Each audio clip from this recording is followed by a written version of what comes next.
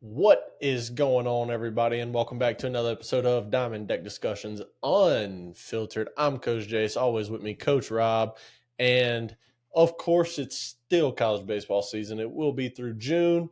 We'll talk a little bit of MLB, but not today. There's not big news in MLB to discuss. So, Coach, today on the menu, we're going to talk midweek upsets, and boy, was there a lot.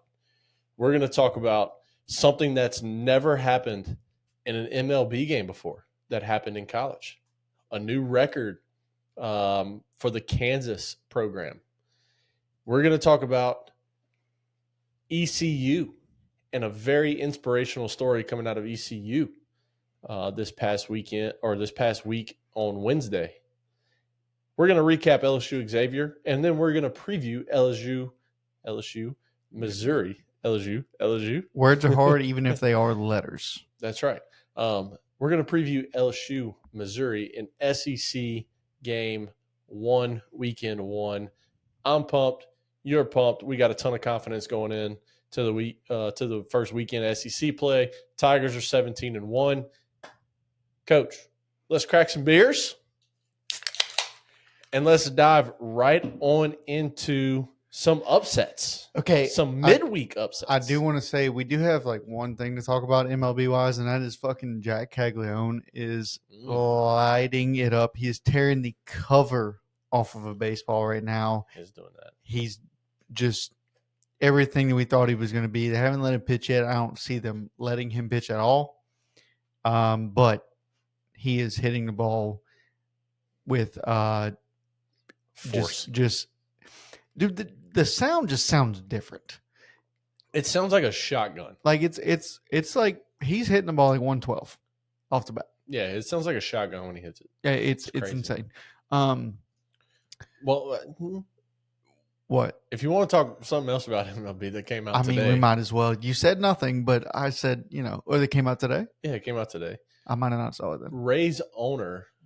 Did not see this. Stu is what I'm going to call him. He said Trey Morgan is the starting first baseman. No, he didn't say that yet.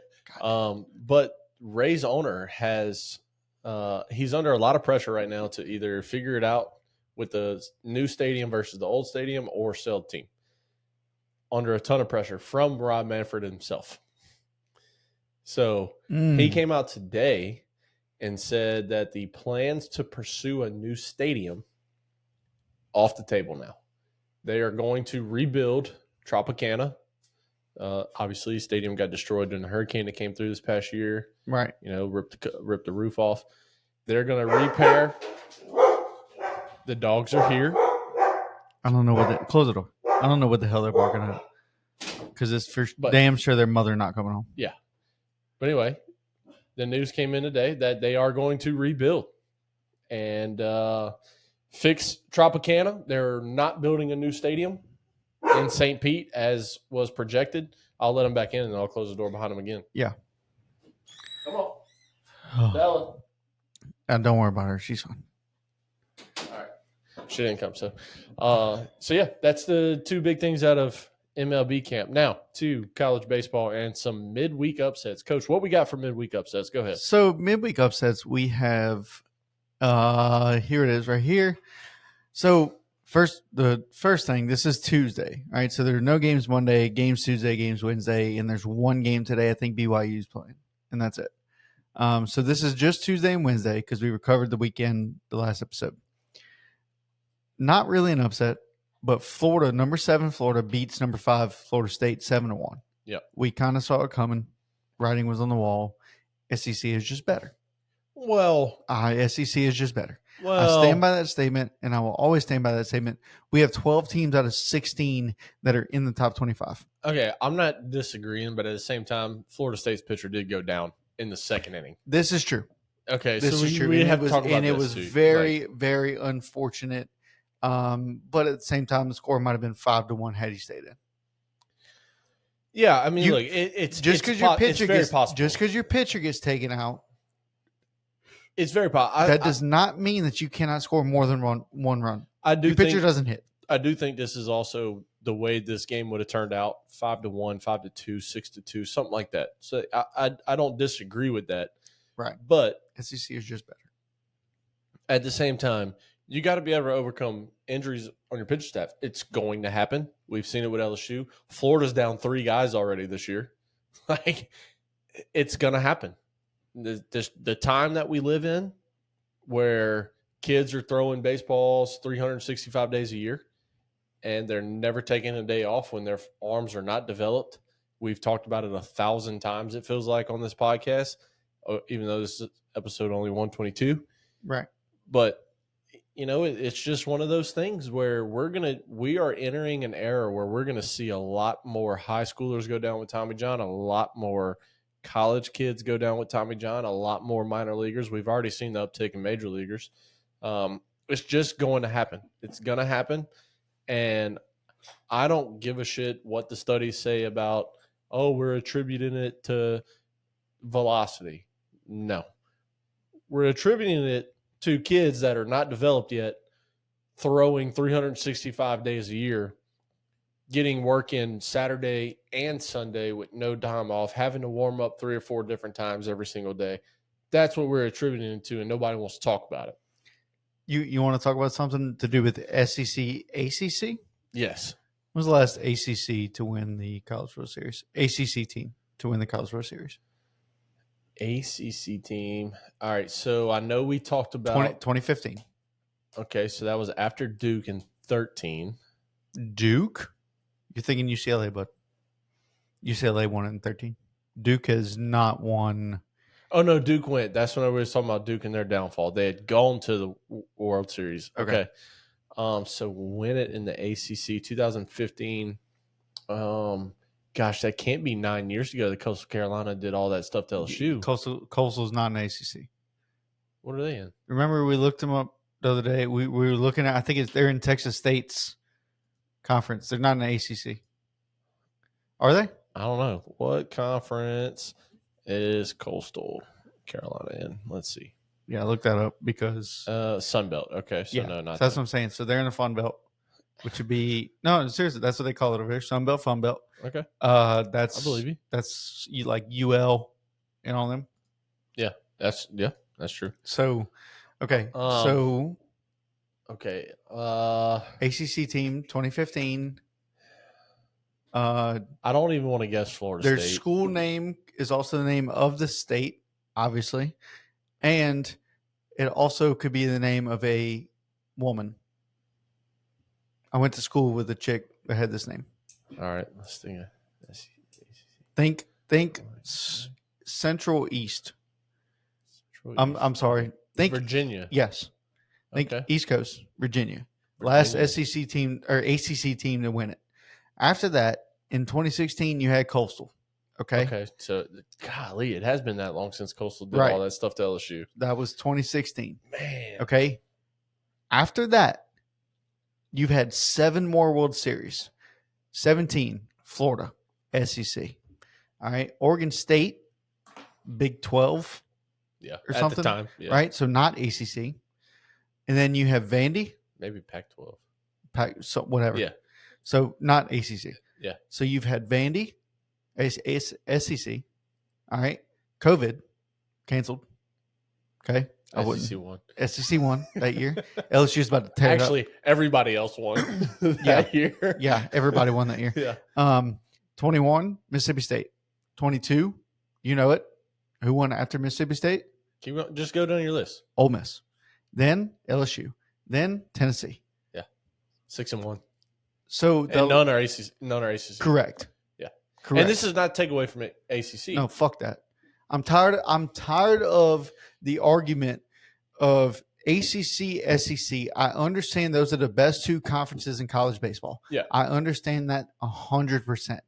My issue is people keep arguing, North Carolina is better than – North Carolina would not beat half the fucking teams in the SEC right now. Well, North Carolina is very good. Not taking anything away from North Carolina, just North Carolina in general. But Florida State was one of the undefeated teams. Yeah, and Florida took them down. Handed them their first loss. Baseball is baseball. Any team can be beat any given day, which is why Florida has, 2 losses? Is it 2 or just 1? It's either one or two, but yeah, they upset Florida State. And look, the same argument goes in football, right? SEC versus Big Ten. Cool, head to head in the new postseason, whatever. Big Ten might be winning, SEC might be winning, whatever. Florida has 2 losses, 16-2. Who has dominated over the last decade? SEC. SEC has. Until you take us down, and this is not take us down one at a time. This is take us down for a period of time. Which is why I almost wore my orange bandana, because Tennessee should be number one. And I am an avid LSU fan. I love LSU. I bleed purple and gold. This other shit, everything. Tennessee should be number one right now, and I do not understand why. Yeah, if there was a third color I would bleed, it'd be orange. We are both huge Tony V fans. Love Tony V. I was just Tennessee. About to say that. I love the attitude, the arrogance, the swagger, everything that they play baseball with since he's gotten there. I love every single thing about it. Tennessee, the only undefeated team left in college baseball. Does that end this weekend versus Florida? Probably. I say yes. I say at least one. I think Tennessee wins the series 2-1. Yeah. But I do think they lose, and I think they lose Saturday. I think they lose game 2. Who's there? Isn't there Sunday guy that lefty? Or is that their Friday? No, that's Friday. Liam? Yeah. Yeah, it's Friday. Okay.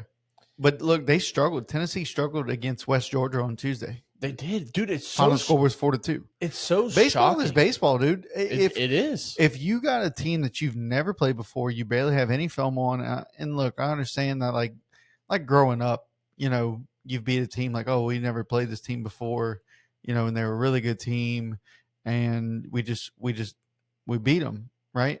That's just some guy had an off day. Yeah. Right? Or you had a very good day. The best way to look at it is exactly the LSU Omaha game. That dude for Omaha, for whatever reason, had LSU popping everything up. Which Omaha beat Kansas State. Omaha is not a bad team. They're really not. Their RPI is going to go.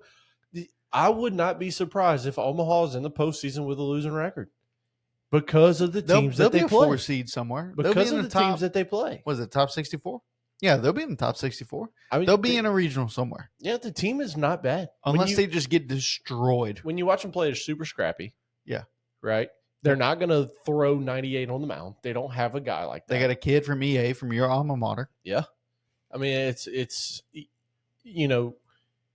when you look at Omaha, nothing about Omaha jumps off the page. No. But when you watch them play baseball, and we got to watch it firsthand versus the Tigers for 3 straight days, you see a team that's super scrappy can be actually dangerous, because when you're looking at the top teams in the country, what are they ready to face? They're ready to face 95 and 97.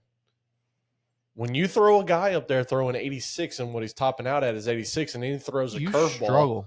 You struggle bad. You sit on a curveball at 66. Dude, like what we used to do growing up, we had Justin Mumford. Okay, Justin Mumford threw 85 at 12 years old. Mm-hmm. Okay. The sad thing was he threw 85 as a senior in high school. He just never figured it out past that. Right. But his slider broke, I think, like 23 inches. Like, it was fucking disgusting. So he had that to kind of lean on in high school, right? Yeah. Still damn near unhittable. But he was 5'8", built like a meatball. Yeah. All right. Love you, Justin, but still, it's fine. But we would throw him, and then we'd throw, like, I think at the time, maybe Connor Miette was playing with us, and Connor threw 60. Yeah. So he'd come in relief, and everybody be way out front. Everybody be way out front. Right. So what happens in these early stages is you play these teams that probably don't have a guy that's hitting 90. You might have a guy hitting 92 or whatever, but that might be like the highest velocity. He might be a closer. Yeah. All right. So you might not see him.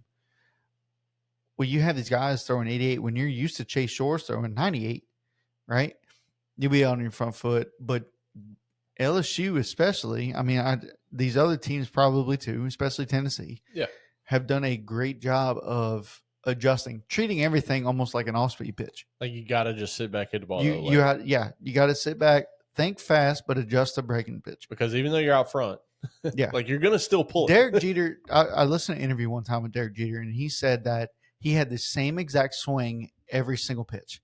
He said, but he tried to hit a fastball to right center. Okay. And anything off speed, he was hitting it to left center. Because it's that much of a just a little bit of a speed difference. He's playing those gaps. And sure enough, I mean, Jeter, in my opinion, one of the best shortstops to play the game, one of the best players to play the game, longevity wise. He did it for a long time and did it good for a long time. Okay. He just if you treat it like that, you try to drive a fastball to right center and anything off speed, you have the same exact swing. You're just a little early on it. You're hitting it to left center.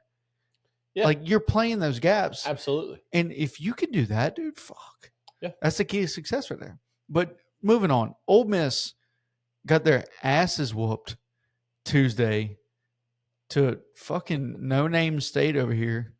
I'm trying to find it. Where the fuck was it? It was Tuesday, obviously. I can't. Do it, bud. I can't sing. I don't know what I'm doing. No, that's Troy. I'll get to them in a minute. To South Alabama, 14-5. Got destroyed. Only had 6 hits in the game. South Alabama had 14 hits. Ole Miss had 4 errors in this game, and South Alabama had 3 errors. All right, so 7 errors total in this game. It's not a good game. No, it's not a good game. But when your team's making errors and making them early, and you're having to come back from a lot, there's still a pitcher on that mound. I don't care how fast he's throwing. He starts to locate pitches, and he apparently did. Right? I just very disappointed with that Ole Miss team that only has 2 losses. And look, the next one is GCU, Grand Canyon University, who we've seen before in a super. Yeah. Right? So this is, to me, it's not exactly an upset because they've been good before. That big-ass first baseman they got, dude. They have a history of being good. Right. We're in a whole different level of what's good and what's not with transfer portal. Yes. All that shit. That's why college baseball this year is kind of throwing. I mean, there's upsets every week. Yeah. Normally you don't see that this early in the season, but you have guys that are just trying to get in there. A team offered them a X amount of money, and they said, look, come play for us and maybe you can transfer, Yeah. And like, they're probably good enough. They just have to prove themselves. And some of them are doing it. You'll see most of these guys on different teams. And look, there's a lot of stuff. Utah Valley, for instance, with Daniel Dickinson. There's a lot of things that people don't talk about when it comes to a program like LSU or all these top-notch Tennessee. These programs might recruit or do recruit the best players. Some go to the draft, which is fine. Some stay in college and choose not to go to LSU and choose to go to a smaller program like a GCU, right? Like a Kansas, maybe, that's not known to be a powerhouse, even though we're going to get to them here in just a second. Still D1 baseball, but you know why they choose them instead of these top colleges? And it's not because of playing time. Maybe it's because GPA ain't there. And you got to go prove yourself you can do that GPA-wise. And once you do that, you go to these bigger schools.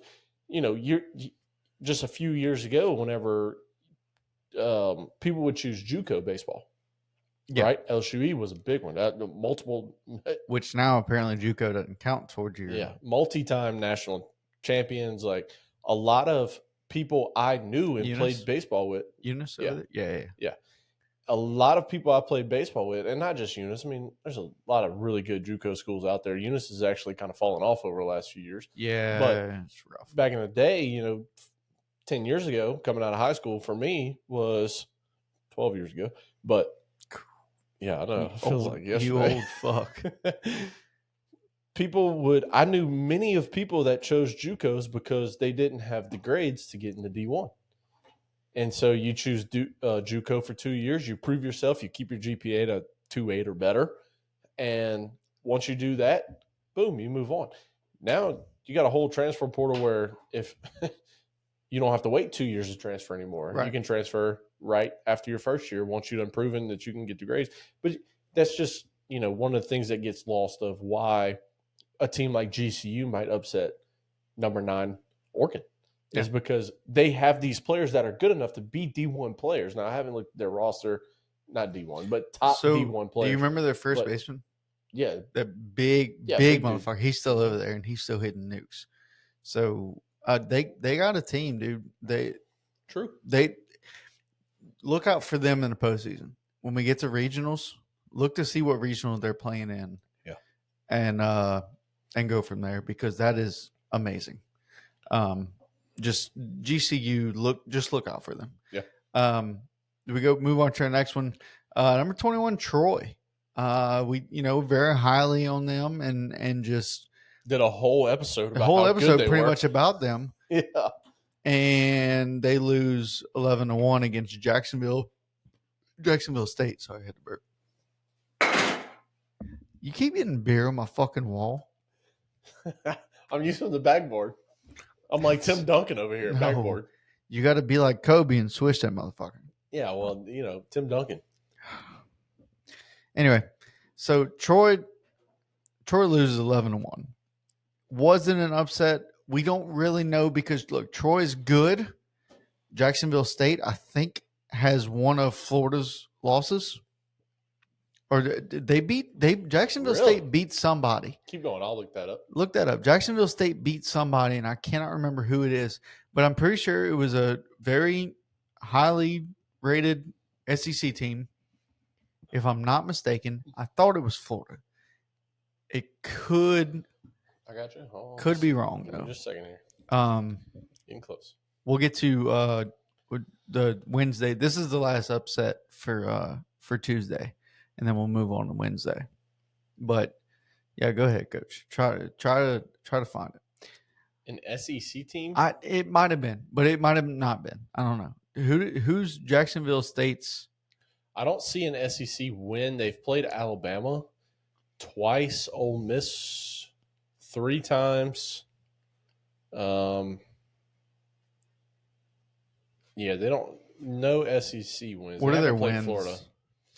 Their wins are Oakland 3 times, Samford once, Akron 3 times, Arkansas State 3 times, and Troy. They went 0-3 versus Ole Miss this past weekend. Any close games? Yes, 4-7 they lost on Friday. That was their close one, and they got blown out 12-4, 13-2. Alabama, they got beat 11-1. Wow, they played Alabama back-to-back Tuesdays. That's kind of weird. But they lost. This is just horrible all the way around. They lost the first one on the 25th, 20-11 to Alabama. And then they went to Alabama for that one, and then had Alabama at home the next Tuesday, lost 11-1. So no SEC wins, but this is their first. I mean, look, this is their first. Might have been Jackson. Ranked. Might have been Jackson State. I'm thinking of. This is Jacksonville. Oh no! I'm looking at Jackson State. Oh, are you you're looking at Jackson State? Yeah. No, Jacksonville. Oh, okay. Jesus Christ. Welcome to Diamond Deck Discussions Unfiltered, where we don't know what the fuck we're talking about here. Yeah, I'm pretty sure Jacksonville State. Jacksonville State is the one I was looking at. Who am I supposed to be looking at? Jacksonville State. All right, that's right there. All right, I was okay. Right. You said you were looking at Jackson State. Well, that's because on the side it said Jack State, like JX. Yeah. Yeah. So any naval station that was in Jacksonville let me check Florida's schedule here. Like NAS Jax is JAX. That's how Jacksonville is. That's why I put JAX in the notes. So Florida played Jacksonville, not Jacksonville State. Jacksonville, but lost. I mean, but won 10-4. Okay. Their 2 losses are actually back to back. Miami on a Sunday, 13-7, and then UCF. Yes, on a Tuesday, do remember that. 13-3. All right, never mind. We don't know what the fuck we're talking about. Anyways, so moving on to Wednesday. This is not an upset, but this is there were no upsets really on Wednesday because not many ranked teams played Wednesday. This was just something really cool. Because they're ramping up for SEC play, and once you get to SEC play, you play one midweek game, and that call it a day. I don't know if you knew this or not. Not off topic, but just random. LSU goes weekend series. The last 2 weekend series goes weekend series and no midweek game, and then weekend series. The last The last two, if you look at their schedule, that's fine by me.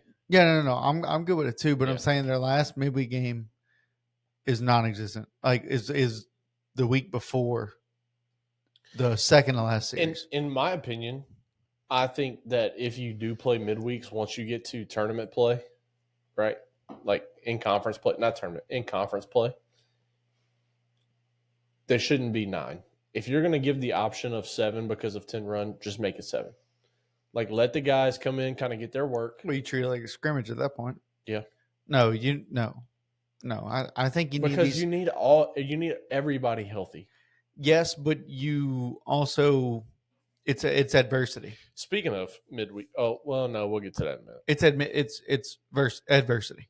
No, it is. You have to overcome it. Just like MLB, you get like 1 day off a week, maybe not right? even So like 1 day a month, and they have actually a smaller roster. Make that make sense. Yeah, make it make sense. I can't. The only way you make it make sense is because you're getting paid tens of millions of dollars to play baseball every day. It's all you do is baseball. It's all you do is baseball. Now, when we say all you do is baseball, that's not. You have to study, right? You have to watch film. Yeah, you have to watch. Yep. I mean, it's you have to study the other team. Yeah, and then the veterans know. Okay, I've faced this guy 30 times. Like I know he's going to throw against me. And then if you're a guy like Mookie that's got a $325 million contract, you just go bowling in the morning, you bowl 300, and you're fine. Yeah. Then you show up to the field and you take BP and you go 3 for 4, call it a day. Yeah, and just be a Gold Glover at shortstop, second base, and right field. Yeah, there you go. Anyway, so easy as possible. Wednesday, Kansas University. Some history. Kansas University, I looked it up. They've done this. I think it's happened 4 times. Oh, no. Well, they've hit that many straight? Yep. Fourth time. It's the 4th occasion in NCAA Division I history and the first by a Big 12 program. All right. Not in Kansas history, NCAA history. Right, correct. Okay. I thought you just meant in Kansas. I'm like, whoa. No. Kansas hadn't had squads like that. Because that guy just lied that we just watched this. Yeah. No, it's first time in Kansas history. Okay. But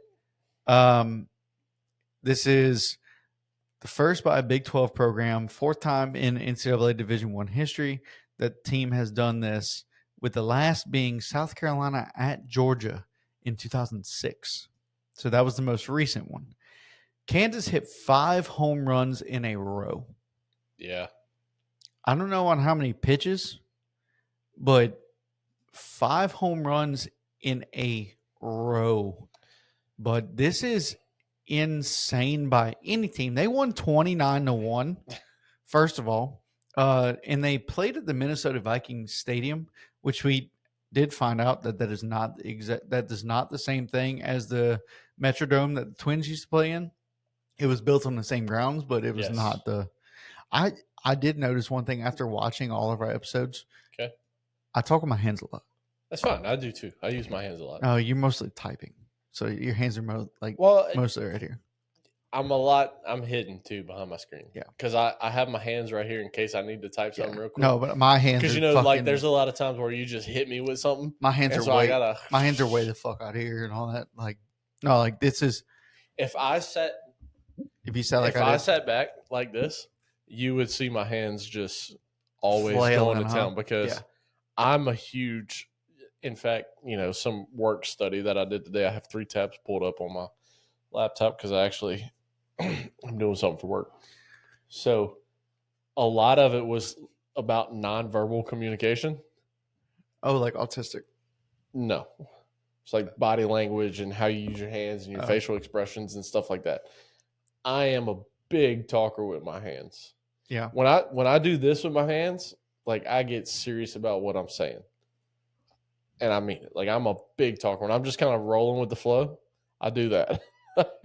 I'm just kind of rolling along with it. Tell you what, why don't you use your hands? Give me a beer, please. I saw it. You saw me reaching back before you even asked for it. So I got you, bud. But look, no, this was insane. I mean, 5 home runs in a row, 5 home runs in a game. LSU hit 6 last Friday. Yeah. And that was incredible feat. 5 homers in a row? Did we look up? Do we know how many they might have hit that game? Because, like you said, the game was 7. Oh, they hit 7. Yep. The game was 29-1. Yeah, they hit 7 home runs to match the Crazy. program's single game record. This is all from the KUathletics.com. Jayhawks now have hit 7 homers in a game 3 times in program history. I wonder if Les Miles was there. No. 84 against Kansas State and 23 last year. Just a straight up. Last year against Oakland. Yeah. Okay. Yeah. It's a program record. Most home runs in an inning. Scored 29 runs. There's a lot of records set by Kansas in this, by like school records. Kansas scored 29 runs in a game, which is the most since March of '93 versus Northwest Missouri State, which was 36 runs. They scored that game. 29 runs are most all time against a Division I opponent, and the most ever in a road game. Yeah. 28 run margin of victory is the largest ever by Kansas against a Division I opponent, and the largest since the 36-2 win. One of the guys that hit a home run, Hauge, Hauge, finished with 2 home runs and a career high 7 RBIs. Multi-home run game was the third of his career. He leads the team with 9 home runs this season. Diggins recorded his first career multi-homer game and had career highs 7 RBIs. So you had 2 guys combined for 4 home runs and 14 RBIs in this game. That's tough. One guy hit his 5th home run of the season. The other one had his 4th home run of the season. The other one had his first home run of the season. One of the guys had his first home run of the season in this 5 homer inning. Awesome. 5 homer, 5 at bats. Yeah, that's awesome. Good for that guy. Yeah. So this was very incredible. And I know you have one more thing you want to talk about before we get to the LSU midweek game. So go ahead, Coach. Yeah, just an awesome story here out of ECU. Parker Bird. You might have heard of this guy, like as a 9th grader in high school, as a freshman in high school. This dude's a shortstop committed to ECU. Really cool that early for ECU to see his talent. He came out in 2022. He was the 2nd best shortstop in North Carolina, one of the top shortstops in all the country. You might remember his name. I know you said, "Oh, I remember that name. What happened to him?" Right before we started, we were kind of going over the topics that we were going to talk about. This guy that lost a leg in a boating accident, very scary. He made a recovery. Obviously, he's not passed away, which is awesome. So he plays for ECU, and he does play for ECU this past yesterday, actually. We are here on a Thursday night. Yesterday, Parker Bird, who lost his leg in the boating accident, he is on a prosthetic. There is a cleat that is glued to his prosthetic leg in order for him to be able to run or play or walk or whatever for the baseball team. He got in that bat in the 9th inning. Game was 10-1 at a time. He hits a sac fly to right field, records his first RBI of his college career, most likely to be his only. Just a really cool story, very inspirational. Look, this is a guy that's literally playing on one leg and one prosthetic leg. Parker Bird, man, what an awesome story. If you don't know it, go look it up. I encourage you to look it up. He was boating with his girlfriend. I don't know if they're still together or not, but the girlfriend called the dad. The dad U-turned in the middle of the highway, hit 110 on the interstate. He popped a tire. He was going so fast, so it delayed their time getting there. Had to get it changed. It's a lot with the family. It's a lot with him. But, man, how awesome. 2 years later, you make essentially your college debut after being one of the top high school shortstops in the country, number 2 shortstop in all of North Carolina.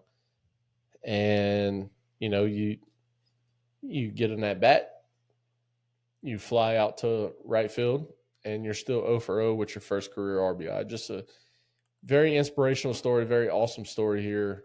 I'm a big ECU fan myself. I love ECU. getting to watch them last year. I like the way they play baseball. So to see this guy come back and get to play, I thought it was really cool.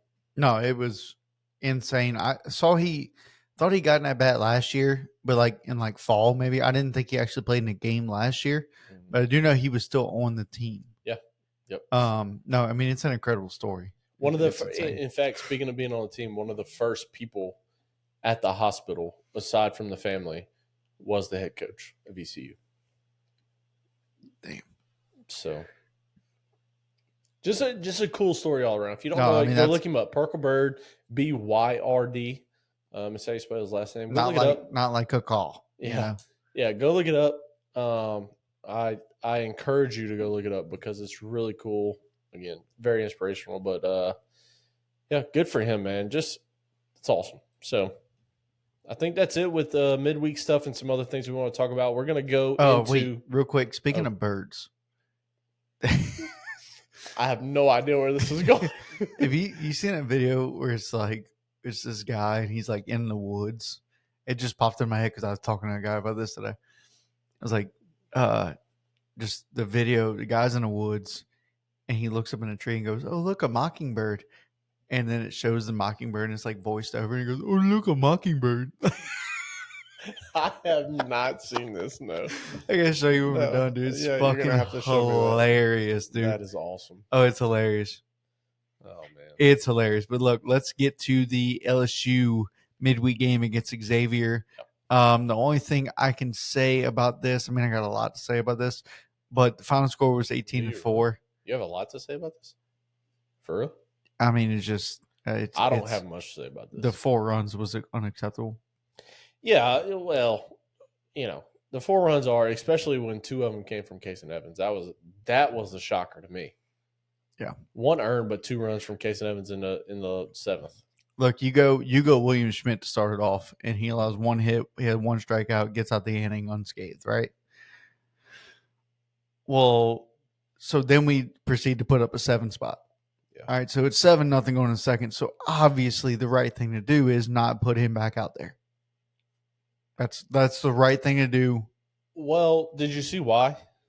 Well, he's been sitting for too fucking long. I didn't see why, but So Jay came out and there was 2 very crucial things Jay said about William Schmidt starting.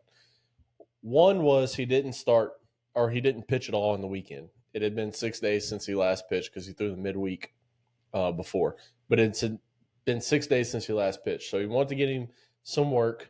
Essentially, like all the guys. When you go down this list, this is pretty much like your Friday guys. Schmidt is one of the top guys in relief. Evans, one of the top guys in relief. Rizzi, one of the top guys in relief.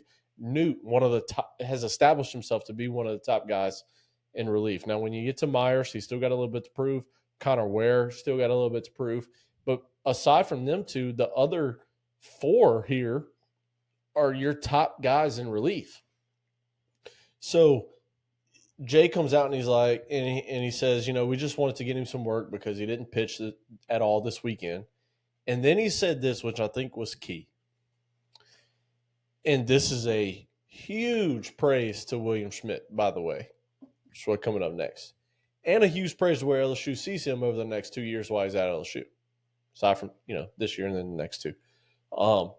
Jay Johnson says that is most likely his last midweek start in his LSU career. So I saw that today. We had a guy at work who very deep in the Twitter world. Yeah. Older guy. He's about 60. Same. And he looks, he looks at Twitter, and if he sees anything baseball related, he comes and hey, look at this. Yep. What do you think about this? What do you think does he move in the weekend rotation? This and that. In my personal opinion, I think eventually, yes, he moves in a weekend rotation. But only if Ianson fucks up, because I think that's kind of your outlier right now. Mm-hmm. I think if Ianson comes out against Missouri, I think he'll do fine. But if he comes out the next weekend at Texas, I think it's going to be a tough situation. Yeah. If he comes out like he did against Omaha, against Texas, it won't be 5-0. it'll be 10. Yep. So I think he's one of the questions. Now, William Schmidt is also a question mark next to his name because everything he throws is up in the zone. If he can learn how to bring it down, fastball, even his fastball is kind of middle in. Yeah. And that's just where he locates it. But I think he's got so him leaving stuff up in the zone and middle in isn't the biggest deal because he has so much run and movement on his pit on his fastball. I'll accept it.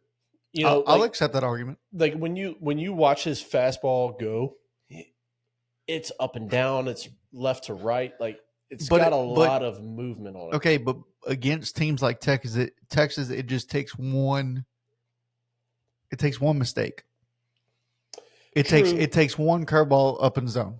True, but you're pitching to Texas a different way than you're pitching to Xavier in a midweek. I understand that, but who's to say he's not going to make a mistake?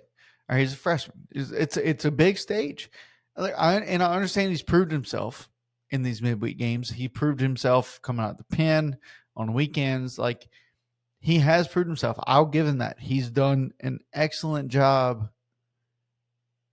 in whatever situation we put him in. But you cannot afford to make mistakes against the Tennessees of the world, against really Texas, Georgia, Arkansas. Yes. You can't afford to make these mistakes, but neither can Ianson, right? And Ianson, I feel like he kind of thinks that maybe it's either one of two things. Either he's the Saturday starter for the rest of the year or his job is up for sale. That's the only two things I can think of. Chase Shores, I would put him almost in that category too because his body language, right? So you remember going to the game, right? They're playing the shift. Left-hander just happens to hit a ball that goes where Milan would be playing if they were normal. Yeah, regular 6-4. And it's a regular. Out. Well, it was one out, and they had a runner on first. It would have been a 6-4-3. Yeah, what is 6 + 4 + 3? That's 2. Yep. All you mathematicians out there, right? And if you don't know that, you're not a baseball player. Yeah. That's but still like so. And right after that, what did he do? He looked in the dugout and just kind of threw his fucking arms up and was like, "What the fuck?" Like, dude. If Chase Shores doesn't kind of pull it in, I don't know if his job's not up for sale. It's not, and I'll tell you why it's not. They asked Jay that question too about his kind of body language and whatever on the mound. Okay. And essentially what was said, paraphrasing here, not word for word, paraphrasing was, I love the competitiveness that he pitches with. He expects perfection from himself every time, and he trusts the defense to be in the spot that they're supposed to be. Yeah. And he has to execute his pitch. So essentially what was said was he didn't execute the pitch he was supposed to throw. And because he didn't, he was more frustrated with himself than us playing a shift. That's fair. In the scheme of things, now that he did not say that. Right. But if you broaden the picture of what he said, right, that's the message you get from it. Understood. Is that Chase Shores expects perfection so much from himself that when he fucks it up, essentially, or he makes the mistake, okay, he wears his heart on his sleeve, which I'm fine with. I'm fine with that. If you wear your emotion, but you don't take it to the next pitch, which he didn't do, he bounced right back after that. Right. Like, was under control. It's not like he was overthrowing and just slinging everything up and into a righty because he was just so pissed off in such a headspace that was so bad that he was just open shouldering everything, leaving everything up and in. Like, gathered himself. Hey, go to the next guy. Like, it is what it is. Go to the next guy. Now, I will say this. This game, William Schmidt was the only one that was walkless. Okay? Or didn't have a walk. Mm-hmm. Jaden Newt, 2. Connor Ware, 1. Maverick Rizzi, 1. Jacob Mayers, whatever. Santa Maria kid. Yeah. 2. Also, my alma mater, Nichols. Yeah. Well. You mentioned alma mater earlier, so. My alma mater is RPCC, bud. Old Gonzales University. I mean, I was there too. Well, fuck it. All right. Case and Evans won, right? Yeah. Strikeouts, we had 13 on the day. Jaden Newt with the most, 4, because he threw 2 innings. But Jacob Myers had 3. All right. Didn't strike him out in order, but did strike them all out. Yep. No earned. Case and Evans, 1 earned. Allowed 2 runs, but still 1 earned. Yeah. Because he had 1 walk, but he also had 3 strikeouts. I was surprised that Rizzy, got 4 outs under his belt and didn't record a strikeout. He's a high strikeout guy. Had 1 walk, didn't allow a hit, though. Yeah. Allowed 1 base runner in 23 pitches. Yeah, face 5 guys, 23 pitches in 5 guys. That's and look, really we good. got this done in 152 pitches. Yeah. Okay. You look at Xavier, and this is in 7 innings, so I mean it's obviously a little bit skewed.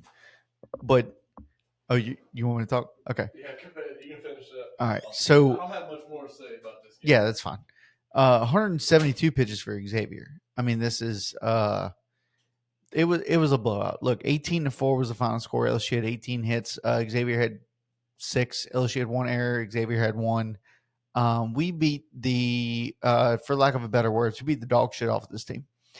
Or out of this team. And now we get to first SEC series coming off a win like that where we didn't use William Schmidt much. We didn't use really anybody much. Connor Ware pitched 2/3 of an inning. Rizzy came in. I mean, it's what's going to happen, right? Well, let's go look at Missouri because that's our first weekend series. They're 8-8 right now. First game they played in Puerto Rico, which that one I didn't understand, but they played in Puerto Rico. Penn State, they lost 10-0. That was. Oh, you've moved on to Mizzou already? Yeah. Right. No, you said you didn't have much more to talk about that game, Yeah, so I just said let's move on. Let's move on to the weekend series, and that'd be Penn State game 1 lost 10-0. UConn won 11-7, so you allowed 7 runs to UConn, and then you lost to Stetson 9-7. All right, then you lost to UCF right after that 7-1. You beat Florida A&M 6-5. You allowed 5 runs to A&M and can only score 6. You lost to Alabama State 10-2. You beat Southern 15-3. Congratulations. You beat Lindenwood 14-10. You allowed 10 runs against Lindenwood. Evansville, you lost 7-6. You won 6-2. You won 17-7. And you lost 9-5, all against Evansville. Mm-hmm. And then you go Southeast Missouri. Game was postponed. Thank God, because you probably would have fucking lost that game. Then Binghamton, whoever the fuck this is, you lost in 13 innings. Yeah. 8-7. 8-7 in 13 innings. And you went 2-2 versus them. Right. Then you win 16-6. Then you win 4-2. Then you lose 5-2 in 7 innings because apparently that was on a Sunday and travel restrictions and all. And now you got big bad LSU. Yeah. And then what's crazy is you have no midweek game after that. You have none. You have no midweek game, and then you play Ole Miss. They have a brutal start to the schedule. They got LSU, Ole Miss, then Illinois for midweek. Then you got Texas. Mm-hmm. Right? Now this is you play 2 home series back to back. So you got Ole Miss and Texas at home. Right? Then you go 2 midweek games, UAPB, whoever the fuck that is. Let me just say, Ole Miss and then Texas. If you go 1-5 at home, you did good. If you don't get swept both series? Yep. Yeah, well, then after the Texas series, guess what, bud? You got Arkansas in Arkansas. Mm-hmm. All right? And no, I don't say it like that. Les Miles said it like that one fucking time, and it just stuck with me. Yeah, I agree. I love it. Yeah, I agree. Then you got a midweek game against SIUE, whoever the fuck that is. And then you have Florida in Florida. Right? Then you got Missouri State midweek. Then you got Oklahoma in Missouri. Missouri State again. And then you got Bama in Tuscaloosa. Mm. And you got Kansas, who we just showed you could lose that game. And then you got Georgia at home. All right. It's still Georgia, but you're at home, so that gives you a little bit of hope. 0-3. Then you got Kansas again. Midweek game. And then you have A&M, which we don't fucking know. But it's in College Station. If A&M can figure it out. They just won 14-0. Midweek. Yeah. But you have a brutal schedule. Your last series after the A&M series is Mississippi State. Missouri has a very tough schedule, but that is only according to who they are. I was about to say, you know why they have a very tough schedule? Because they don't get to play themselves. Right. But even if they would, it'd be I feel like they go 1-1, and then the last series would rain out, or the last game would rain out. Even if you could sub any of those series, any one of them, for South Carolina, you're still in trouble. South Carolina, to me, is a little the only team tough. The only team that you mentioned or didn't mention that Missouri would probably rather face than the teams that were mentioned is Kentucky. That's it. Is Kentucky good this year? No. Really? No. You would think that Kentucky would be decent, at least. No, they're not. That's wild. I mean, last year they made a run. Last year Kentucky was fucking good. Correct. I don't know. I mean, South Carolina made a run last year. I just hope those kids are behind home plate again. They're fucking second to last in like everything. I hope those kids are behind the plate again. But so look, there's 12 out of 16 ranked teams that are in the SEC. Yeah. 4 of them is who? Kentucky, Missouri. You got it pulled up? I thought damn it, I thought you had it pulled up. Kentucky, Missouri. That's not ranked? Yeah. I think Mississippi State's not ranked anymore. Ooh. Okay. All right, give me a second. Yeah, all right. So go ahead and talk about what you want to talk about for this series. Well, I mean, look, Missouri, when you look at their overall team and their overall schedule, so teams that are 500 or above, they're 1-3. All right. Teams that are below 500, they're only 7-5. Away, home games, you're 5-4. Away games, you're 0-1. Neutral site, you're 3-3. This team they were picked to finish last in the SEC. All right. Now, if you look at where they compare in the SEC on certain things, when you look at batting average, they're not last. They have 1, 2, 3, 4, 5. They have 5 teams worse than them. So you're 11th. But slugging percentage, you're second to last in slugging right now. This team is just look. It is what it is. You can only be good. Well, I can't say you can only be good in so many sports. I mean, LSU women's golf just won the SEC tournament.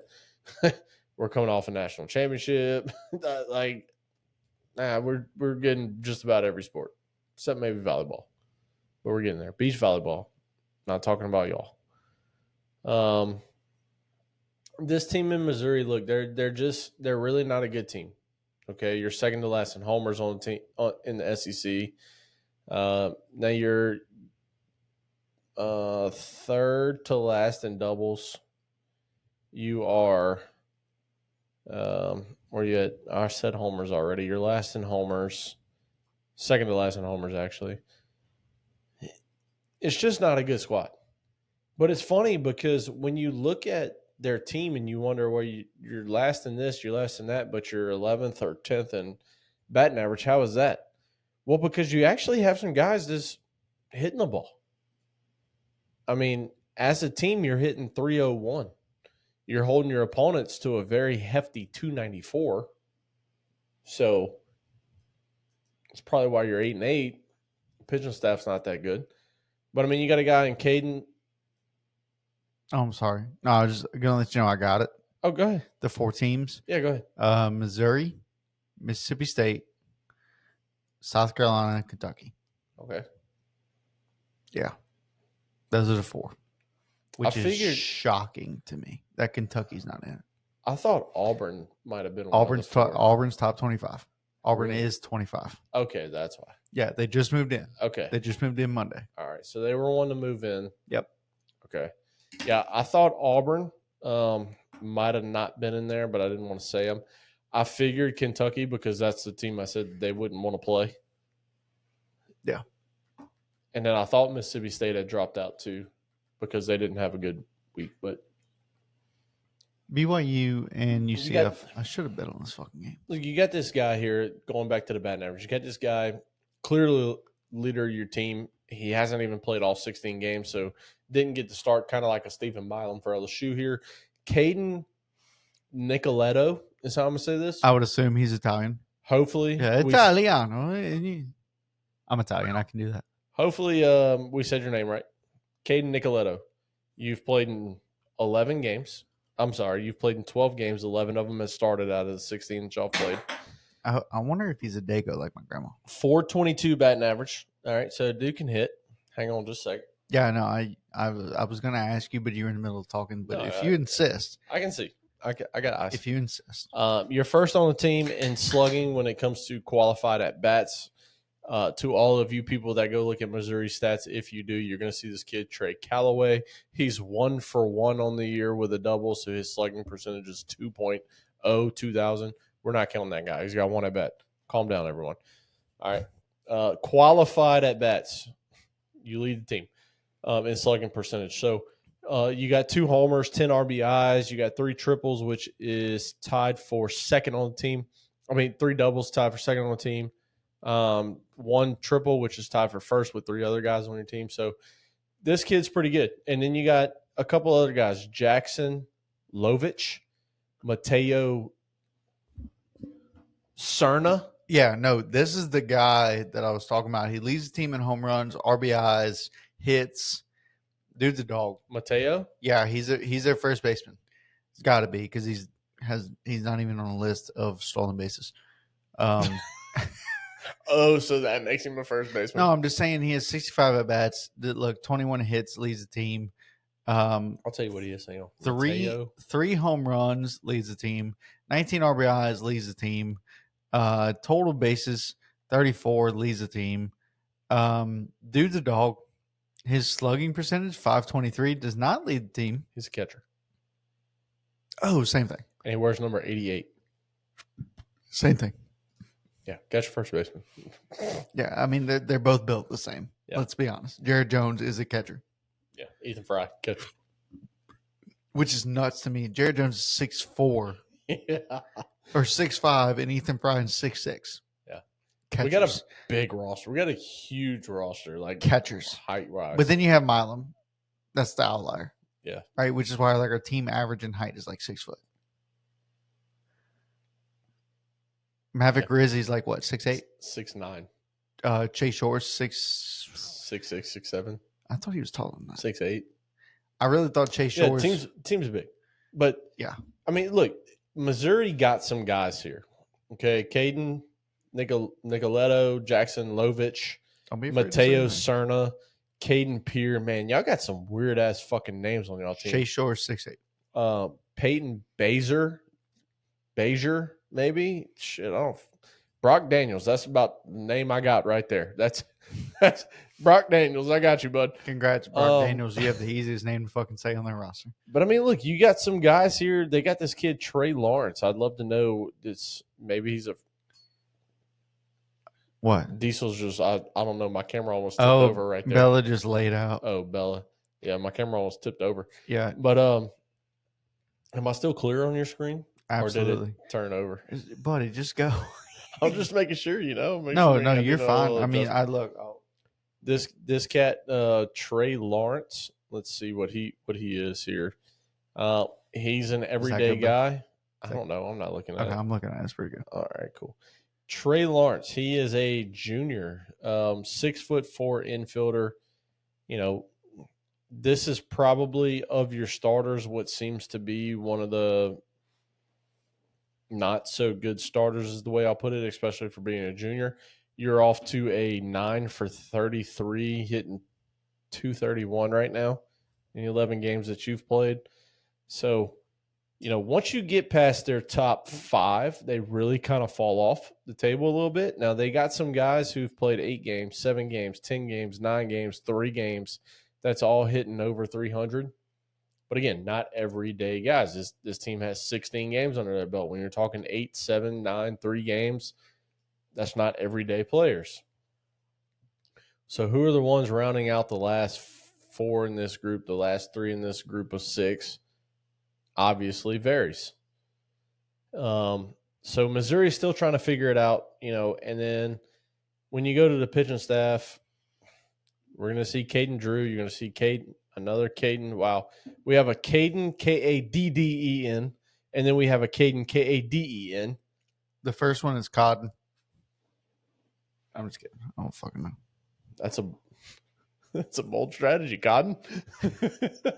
See how this plays out. But Pepper needs new shorts. Yeah. So you got this kid, Caden Drew. Look, seems to be decent. 21 innings pitched. He's allowed 20 hits, 8 earned runs. Where's strikeout numbers here? 15 strikeouts in 21 innings compared to 7 walks. So, 2-1 strikeout to walk ratio. But he also has a 3.43 ERA through 4 games. Not good when Coach Rob here's listed off all the teams that they've played. It's not like they've played any powerhouses. No, when you're 8-8. Yeah, you're 8-8 and you got a 3.43 ERA. This is your best guy. You are. Let's hold on. Oh fuck it! I X'd out of it. But let me just. I'm gonna look this up real quick, and then. Okay, so overall record. You legitimately have the worst in the SEC. Second worst. Did you see the amount of beer that just flew out of that fucking beer can? It's dropped right here. Son of a bitch. You only get so much. I mean, everybody saw me tilt it all the way up. You gotta like no. Hold on, everyone. Time out. We got a technical foul on Coach Rob here. I don't know what's going on. I'll show you when I go to finish mine. Wow. All right, we're going to look. That's going to be one that you have to go back, send me like a short on so we can post. Understood. That's got to be a short there. Yeah. I'll see what I can do. Wow. Anyway, so 8-8 record is the worst in SEC. Home, you're 4-4. All right. On the road, you're 1-1. And neutral site, you're 3-3. The second worst record in the SEC is A&M at 10-6. Yeah. And A&M was ranked number 1 this season. Like, they were expected to do a lot, and they absolutely suck. And you're still worse than them. You know what I mean? So it's like you have all these teams. Like it's almost like it's Mississippi State, A&M, dog shit, and then like whale shit, and then 50 foot of shit, right, and then maybe Missouri. And look, they might win the fucking series because it's baseball, and you let dogs out. I appreciate that because Mama is home, and Well, Diesel was whining too much. Well, because he's sensed. Mama's been home for about 15 minutes, and he's fucking sensed. Oh, she's home. Yeah. So, who just hit a home run? The UCF. That left fielder stared at the fucking wall. Oh, it's 8-7 now. 8-7 now. Yeah. Damn it, BYU. It's raining, it looks like. Yeah, it's raining. Damn, it's fucking pouring, too.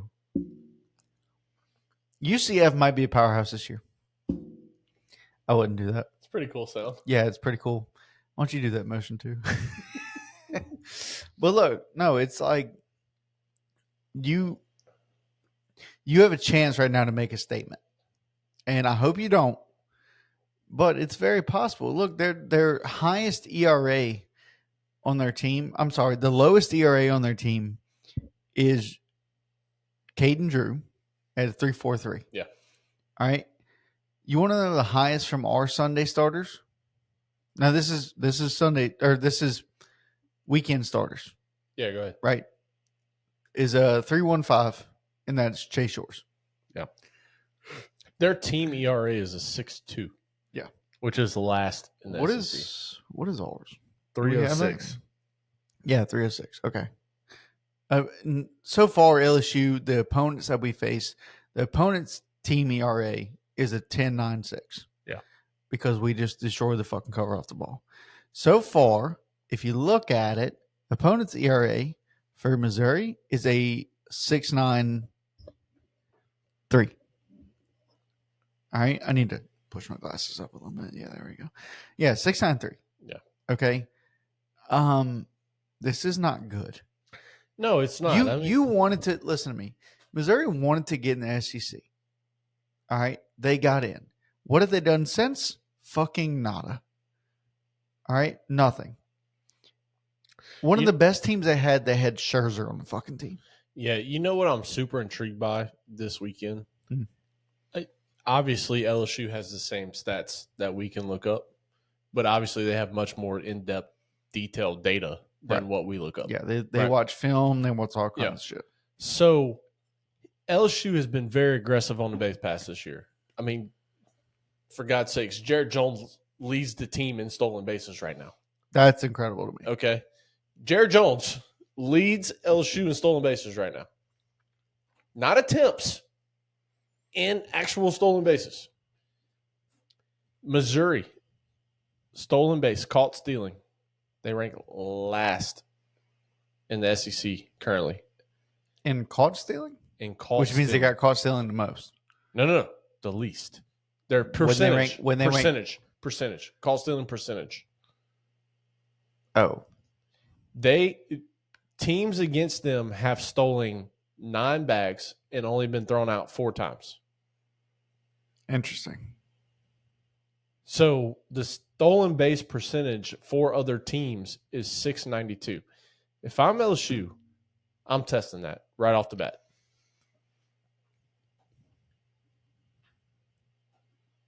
Okay.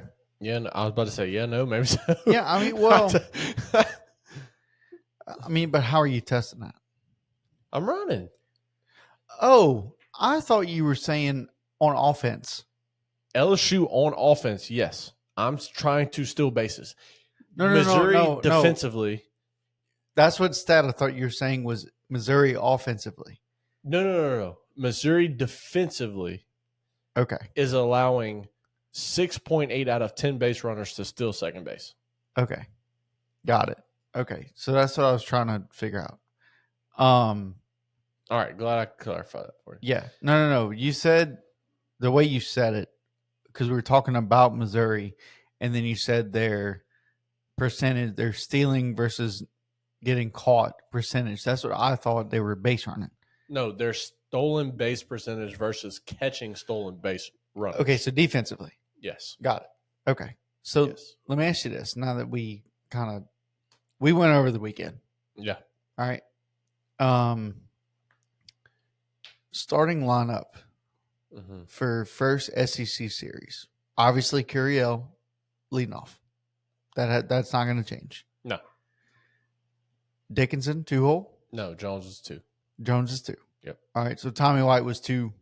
No, Tommy White had lead off last year. Late. Yes. Okay. I think just in the postseason, maybe late SEC tournament, but yes, very late in the year. Okay. So you go Jared Jones 2. You go Dickinson 3. Yep. If it ain't broke, don't fix it. 1, 2, 3 have been. And then you go DH Fry, 4-hole. Is a lefty on the mound or a righty on the mound? I don't know. That's the thing. I don't know because none of this shit says on their pitching for their unless we individually look up their fucking. And what's actually wrong with Curiel right now?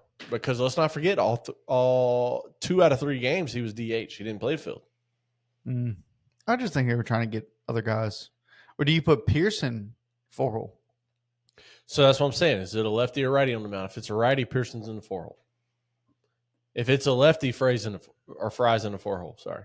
Okay. I keep saying Frey. I don't know why. But so is it all right? So lefty or righty, are they just swapped? Yes. So you go 4-5, either Pearson or Fry. Mm-hmm. Okay. 6 holes, Milam. Yep. 7 is Tanner Reeves or Luis Hernandez, depending on what's on the mound. Is it a lefty or is it a righty? See, that doesn't make sense to me because you're going to hit him no matter what. All right, so Milam's switch hitter, so you can put either righty or lefty. But you're playing for later in the game. But then Stanfield's not. Yeah, but you're playing for later in the game when they go bullpen, and they don't have MLB rules where you have to face a minimum of 3. You can rotate every single guy. So do you make them run through the bullpen where your guys see more bullpen, you get more data from the bullpen or not? So, look, we talked about it preseason. I can't stand lefty, righty, every other guy. I said that. You mic'd up with Mikey Matuk, Jarrett Mitchell, and all those guys are like, oh, Jay Johnson's thing is righty, lefty, righty, lefty, righty, lefty, righty, lefty. And he loves the matchups. Yeah, he loves the matchups. No ifs, ands, or buts about that. And that's how he starts his game off. Right. Later in the game, 5th, 6th, 7th, we see a lefty on the mound. He goes fried pinch hits. Right. John Pearson, pinch hit. Ashton Larson, pinch hit. Like, depending on the matchup.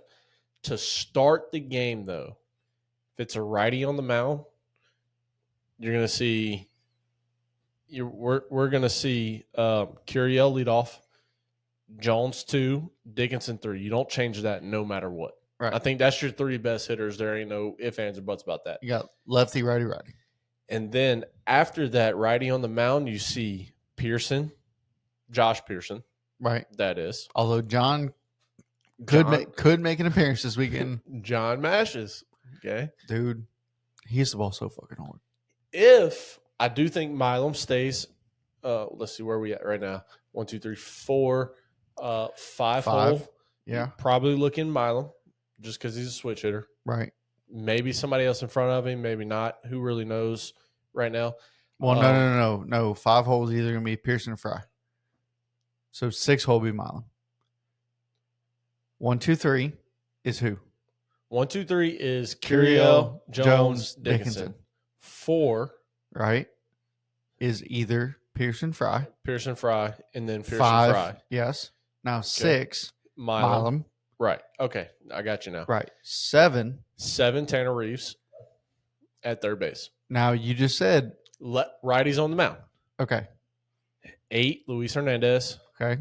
9, most likely Stanfield. But you got 2 righties back to back? Yep. I'm just because if you get a second time through the order,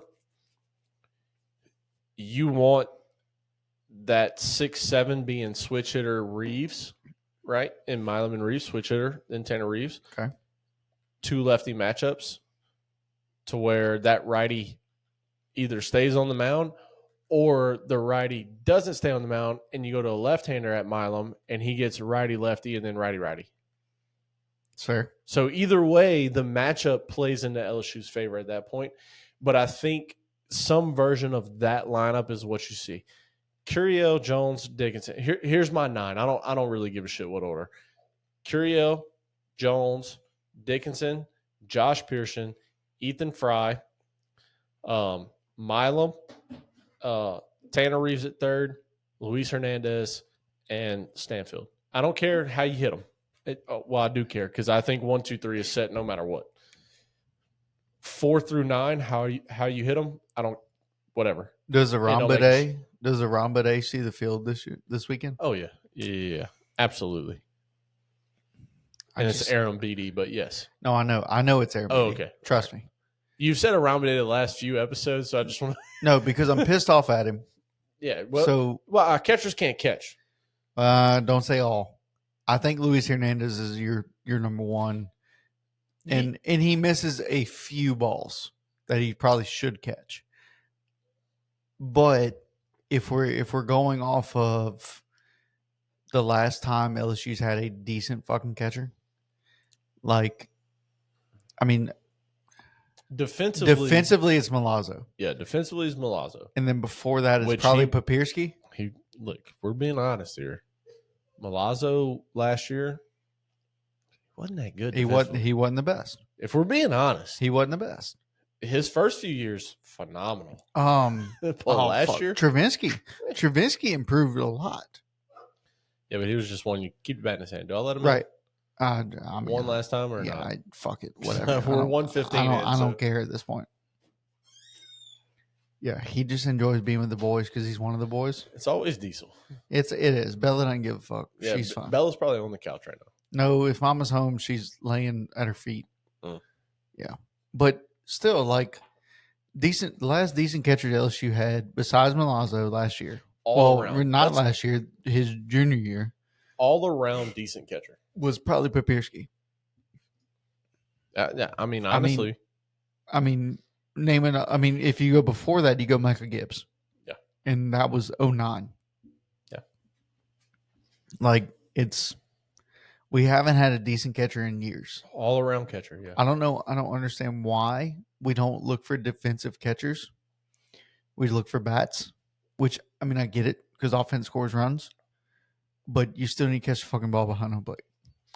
Yeah, I mean, look, as a catcher myself, dude, and it pisses me off because I watch other teams like Georgia and see a spike curveball in the dirt and see that catcher drop, block, like use his fucking chest, tuck his chin in his neck. It's beautiful. It's gorgeous. And we can't fucking do that. You know, pick it. We try to pick everything. Put him at first. As a former catcher myself. You played everything, though. Yeah, but the latter half of my career, I was a catcher. I mean, that's just what I did. I don't like it when people use ladder. It makes me feel stupid. Why? Because, I mean, I only heard that word like maybe 3 years ago. But now you know what it means. Well, no, I know what it means. It feels like a proper word. You know what I mean? Well, it was the latter half of my career. I mean, it was the back end of my career. Yeah, say back end. We're baseball players. We don't fucking speak like that. Oh, well, yeah. But, I mean, look, it's true. I mean, I can recall being in a meeting one time with some newbies. Understood. Right? Yep. And question from coach is, what's your job as a catcher? Oh, I'll frame the ball. I'll drop and block. I'll throw people out when they steal. No.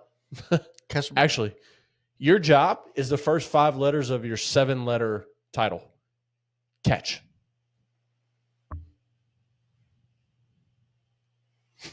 Okay. Thank you. That's your job. Cachet. That'd have an E on the end with a little what you call it thingy. We have fun here. But that's your job. Dude, your job's to catch the ball. It is literally, there is no other position besides pitcher, because you got to pitch the ball, that has your job in it. Yeah. None. I'm with you. Unless you want to say DH, because designated hitter, like your job's to hit. So let's say 3 out of essentially 10 positions, right? Because DH would be the 10th if you're hitting a pitcher. If you're hitting a pitcher? Yeah, if you're hitting a pitcher. You essentially have 10. You don't want to hit the pitcher. Well, you want to hit one up the middle, and it might hit the pitcher. Pitcher, catcher, first, second, third, short, all 3 outfield spots, DH. Understood. So you got 10 positions, right, that you can essentially play in bench warmer. Right. left, center, right bench. Yeah. Or in football, it is in guard and tackle. But your job, sit at the end of the bench, guard the water, and tackle anybody that comes in. Catch the ball. I prided myself on catching the baseball.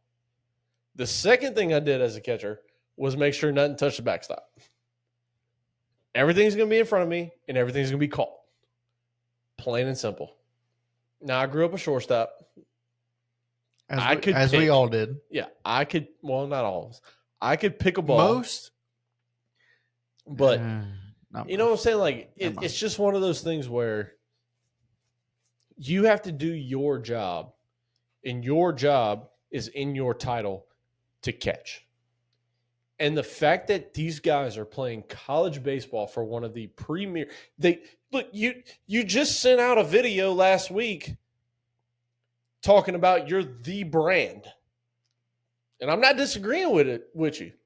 I said it. When you go to Disney World, you're going to see more LSU or Ohio State stuff than any other college in the country. And this is in Florida. You're going to see those two more than anybody.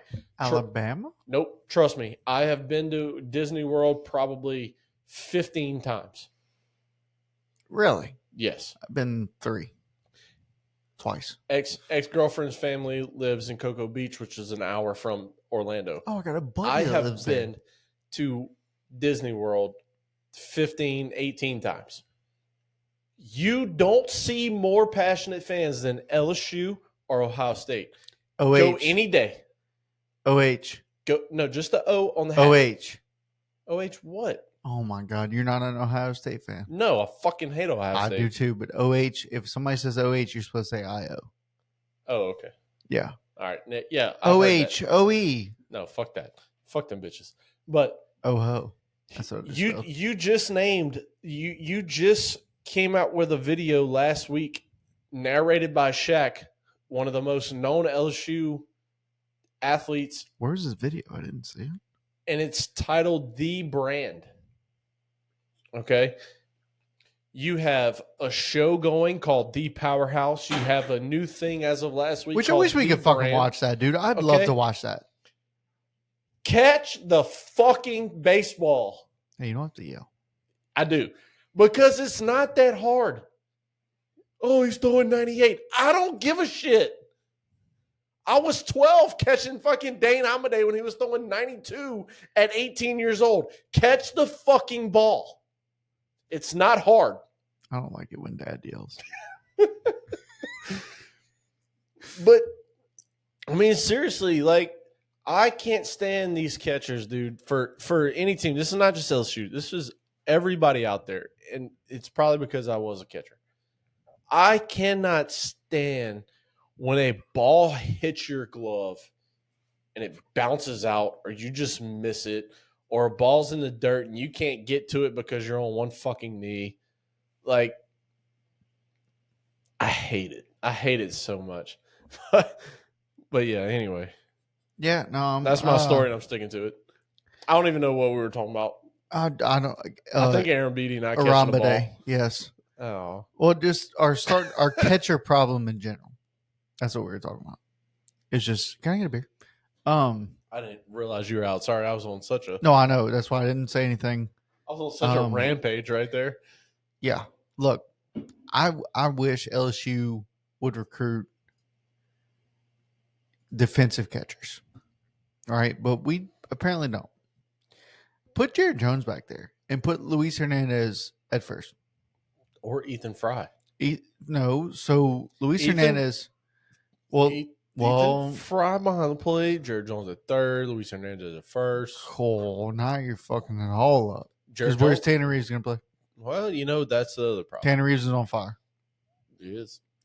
Look, we said before the season started, LSU has a lot of problems, and they're good problems to have. Yeah, a lot of good problems. Right? But now we're running into problems. And I don't think they're fixable. So now you have an issue of who's your starting catcher? Luis Hernandez. Yep. Right now. Yep. It is. No question. No questions asked. But you have two guys that have been there for one's been there for 3 years. I think Ethan Fry's the same. But have 0 innings behind the plate. I know Jared Jones caught a few innings last year. There's a few innings last year. He did. All right, I got to look this up. All right, do it. I don't know if this is true. No, because I remember him fucking catching the ball, standing up, and being a foot taller than a fucking umpire. I know for a fact he caught a few innings last year. It was probably like a midweek game or something like that, up big, and they were like, "Yeah, fuck it, let's try it." He's probably DHing, or whatever. It might have been either last year or the year before when Trey Morgan was playing first. He might have done it. But it was, I'm telling you, we were like up big, midweek game. Didn't matter. Fuck it. Right? Which every game matters. I don't understand why they think, people think, oh, it's a midweek game. Like, no, this shit matters, and it matters especially way more to the team that's playing us. Yes, he has. I'm fucking telling you he has. Look up and down. Look left and right. looking. He has caught at LSU.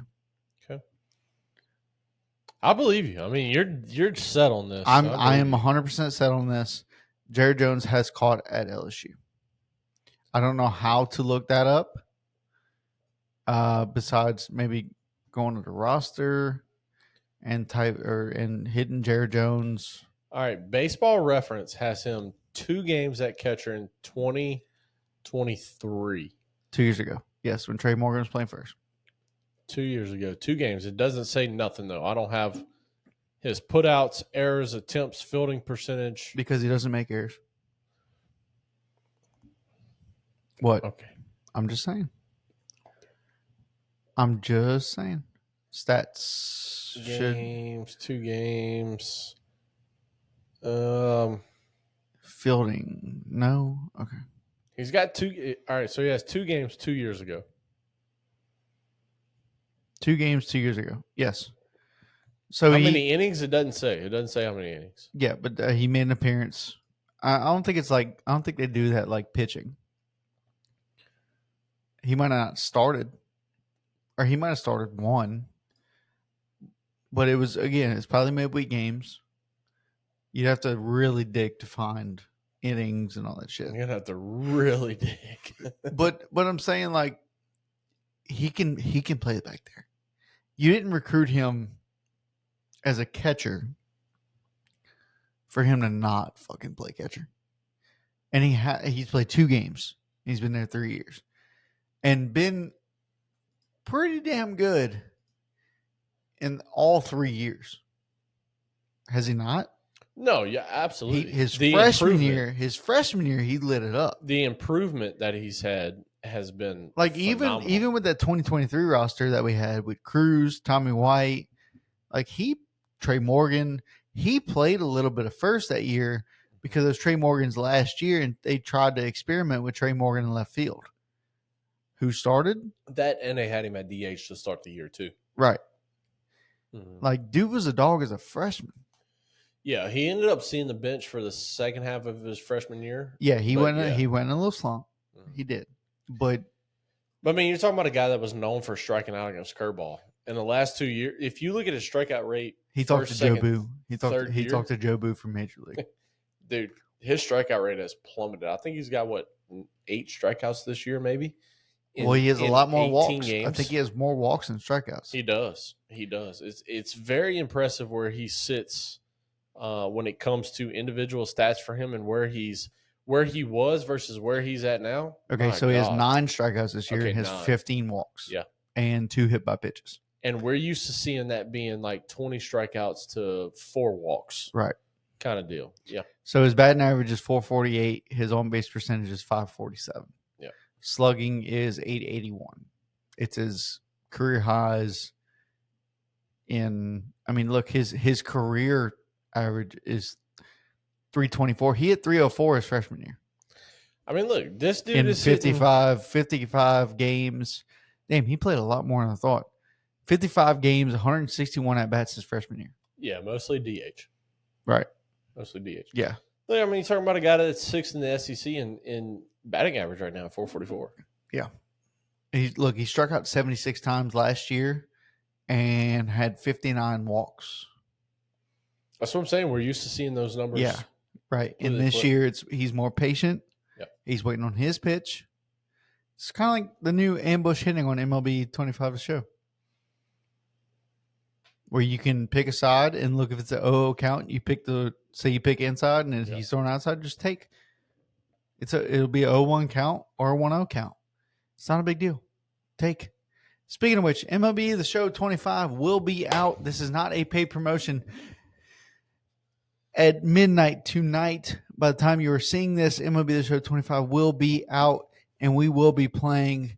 I'm on Xbox. I am Rob St. G2.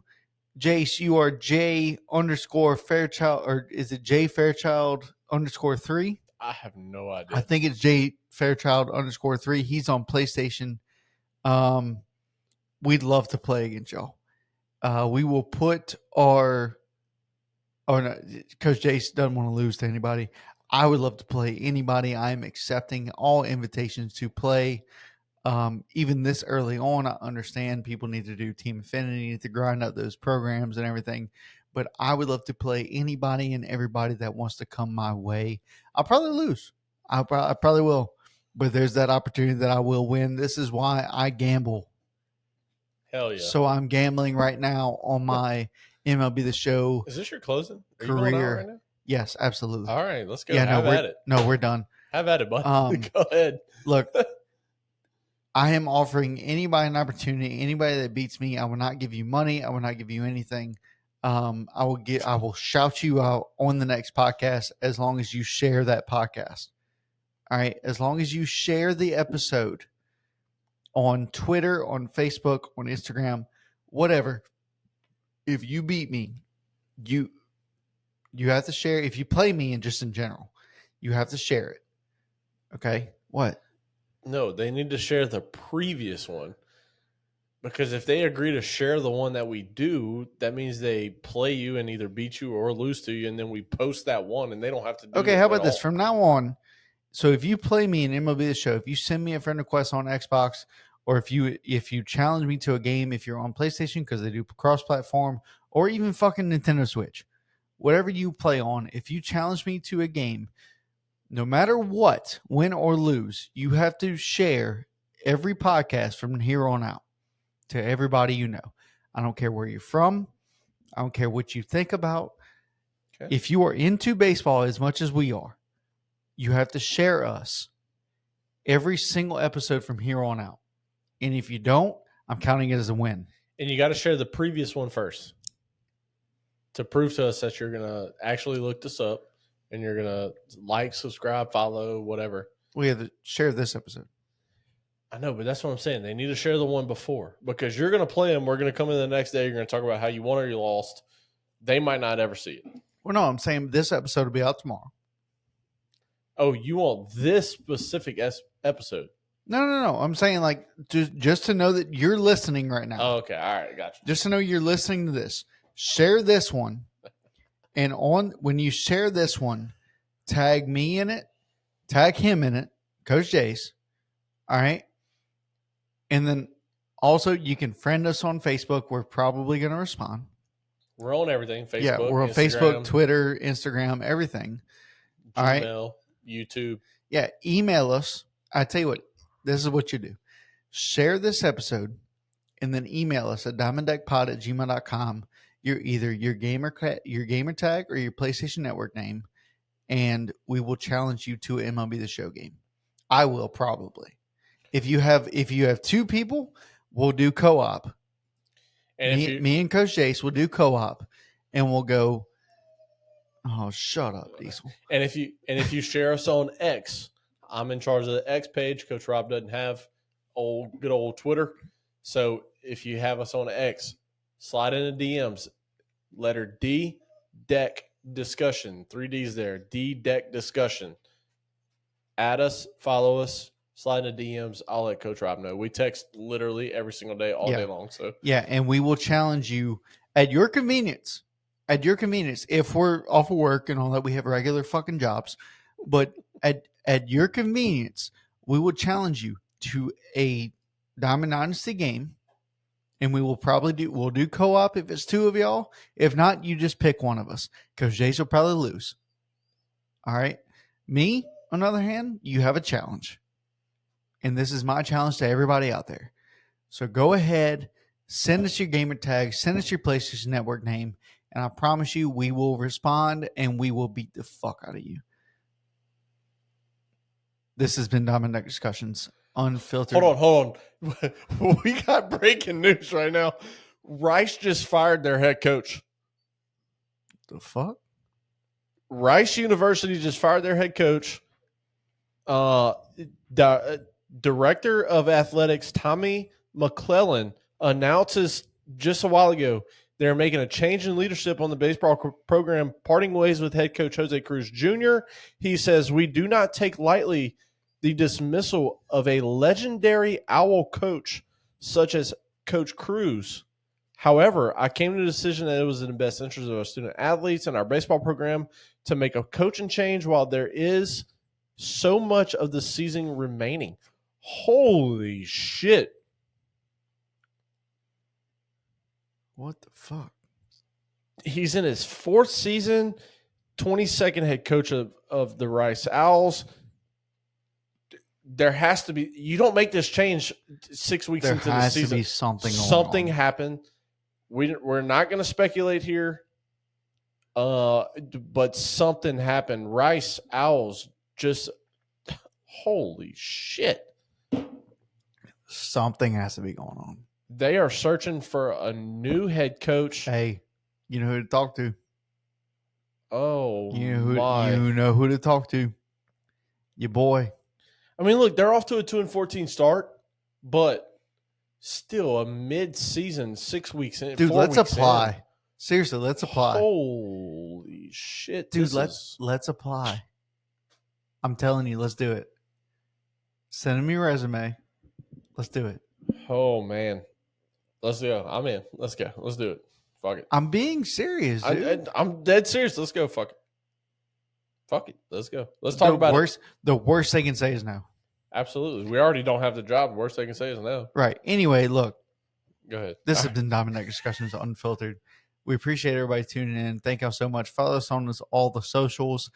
Send us your gamer tag or your PlayStation Network name, and I promise you we will challenge you. And again, we'll beat the fuck out of you. All right. So, well, Coach Jace might not so much. I'm in. I'm all in. So, and if look, no matter what, you got to repost every episode from now on. And we're gonna call you and get you in on the next episode of Diamond Discussion. Yeah, I tell you what, if you want to be featured in an episode, challenge us to a game, and you can be on this episode. You have a positive. You win, I promise you will be on this episode. We will give you a 5 to 10 minute section to talk shit to Coach Rob because I'm not. I'll give you a whole fucking episode. I don't give a shit. You can talk all the shit you want. Yes, as long as you know baseball, and we'll talk to you beforehand. We will, as long as you know baseball. We got like 3 or 4 questions that are essential to knowing baseball. Right, because Jays knows those. I do. All right, let's go. All right, well, I appreciate everybody tuning in. Thank y'all so much. This has been Dominic Discussions Unfiltered.